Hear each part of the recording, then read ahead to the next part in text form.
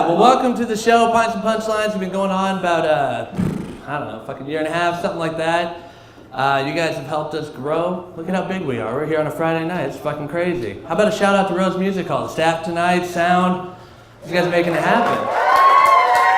Yeah, they're the ones that deal with you. They're the ones who do it. They're the heroes. Who knows one of the comics tonight?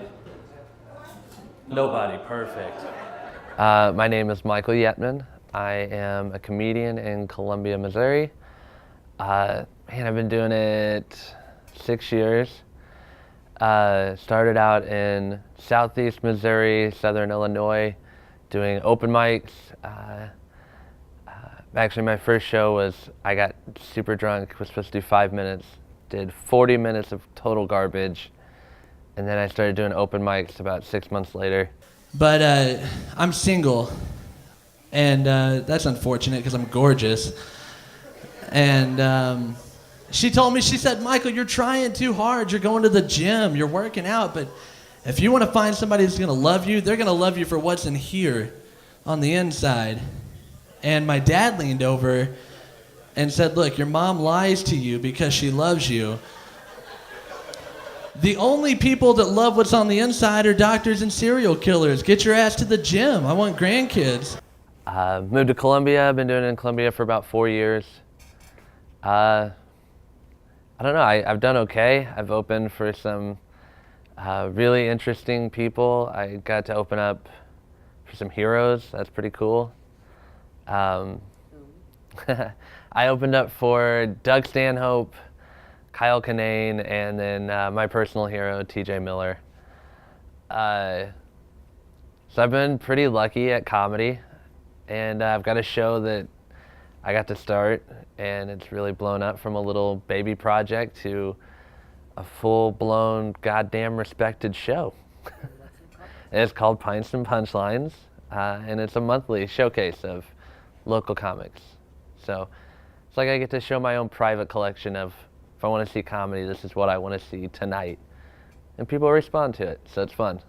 On the subject of gift cards, if you give less than a $15 gift card, you are heartless. That is the bare minimum. You ever gotten a $5 gift card? I would rather be kicked in the balls. Seriously, a $5 gift card is terrible.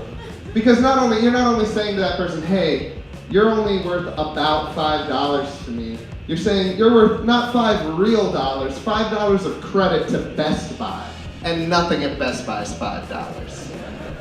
You're saying I spent $5 to basically give you nothing. That's what a $5 gift card is. Comedy is, to me, one perspective, I guess. It's the dirty art. It's the artwork that's harder to love, I think, and harder to attach to, because you're trusting a person in a personality and a series of words to strike you. You know, it's not like music. Music has sound with it that makes it really fun and beautiful. Painting is visual. It's, videography, photography. All these other platforms is a physical element that you can really hang on to. And the only physical element you have in comedy is the person.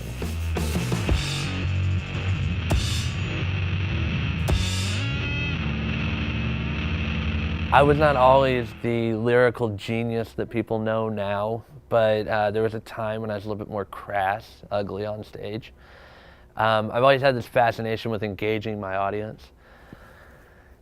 Which sometimes in the beginning led to some real problems. So I did a cancer benefit, and it was a rough show. People were kind of drunk, ready for the band, just ugly.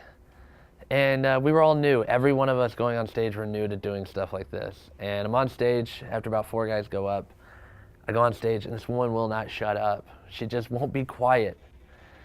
And I called her a cunt. She just doesn't like me here in the front row. I'm not really this misogynist. I grew up with 2 sisters and a mom. I got beat constantly. Welcome to my 7th circle of hell. This is my only relief. can I have this for just a minute? For 1 minute? And then afterwards, me and you will have shots. We'll talk about how terrible I am. And then, I don't know, maybe later you can tell me that it's because I have penis envy that I talk this way. And that maybe I'm just shortcoming in life all the time. I don't know. It's your call. I'm just trying to have a good time. Let's all have a good time together. Clearly, I'm not an intelligent guy all the time. Don't ruin this for me. I'm trying to make a career. You're trying to be loud at a table. Let's share it together.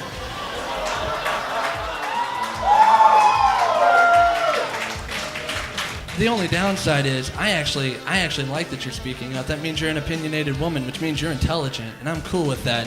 But in the end, I have the microphone, which means I'm louder, and that's not fair to you. We can go round and round, but I think you're probably a smart, intelligent lady who's got a lot to say, and I appreciate that. Let me have my stupid jokes for a few minutes. My ultimate goal in comedy for myself is to like have complete creative freedom for myself, not really tied to anything that I have to be. This seems lofty and heady, but I really enjoy the people who do that. I like the people who maybe don't stand out in mainstream or maybe don't crush it in the modern ways, but they're really true to what they find funny and have fun doing.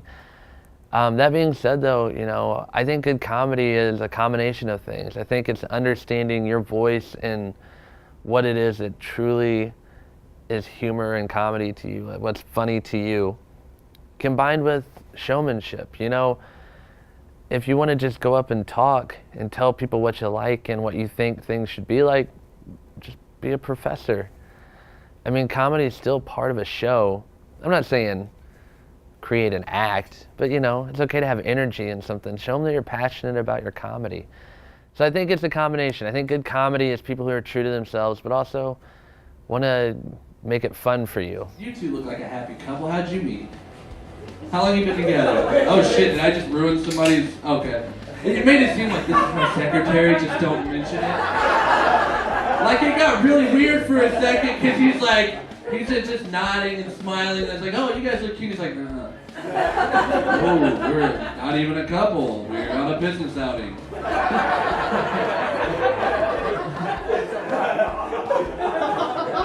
I'm sorry, it's 5 years you guys have been together. 35! Jesus Christ! I've seen Columbia's comedy scene kind of go through a couple transitions. When I first got to Columbia, East Side was the place you went to do stand-up until you got to go somewhere else. Deja Vu, the comedy club, used to be this beautiful destination place, but eventually became this place that you would go to get feature spots or whatever. And then there was a short time when there was East Side, Deja Vu, and Rose were all doing shows at the same time. So we had this weird moment where it was, okay. There was this weird moment where East Side was the boxing gym, Deja Vu was like this kind of go out and show off a little bit, and Rose was prom. You got dressed up, you brought your best stuff. So now, I don't know, there's not much of a scene. There are comics who want it and who want to do comedy and who are great at comedy. We have the talent. But when I first showed up, the scene was really tight-knit. There was a lot of communication. Everybody was kind of pulling the same barge. But you know, it's like anything else. Over time, you lose people, you see people trickle out. So my goal with Pints and Punchlines is to kind of redraw that community together. So I go to Mizzou, a bunch of white kids at Mizzou. They love rap music. They want to know why I get upset when they say nigga. Like, Amir, we're friends. I don't hate black people. Why can't I say nigga? It's just a word. And I'm like, look, I developed a system to explain it because we're all in college. We all understand that. I was like, look, your ancestors used up all your nigga credit. Right?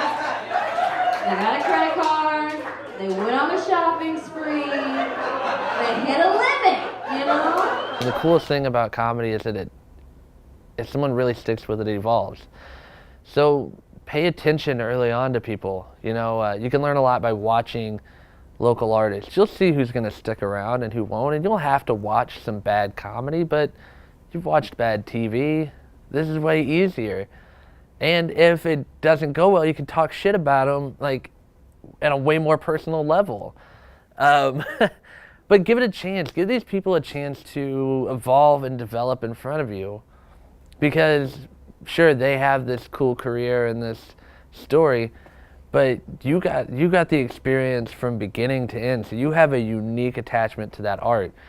And I think people who would do that now, they'll find comedians that match what they love, and you can evolve with comedy and with the comedian. And I think it can give you a unique perspective, attachment to that platform, that art. You know, there's a lot of history there. There's a lot of stuff that people don't know about when it comes to comedy that's just not as obvious. You know, it's easy to find something in music you love because you have way more access to it. There's a lot of shit in comedy. A lot of terrible comedians, a lot of bad jokes, but you find some real gems in there. You find some real cool things happening. So give it a shot. Just keep giving it a shot. And come watch me.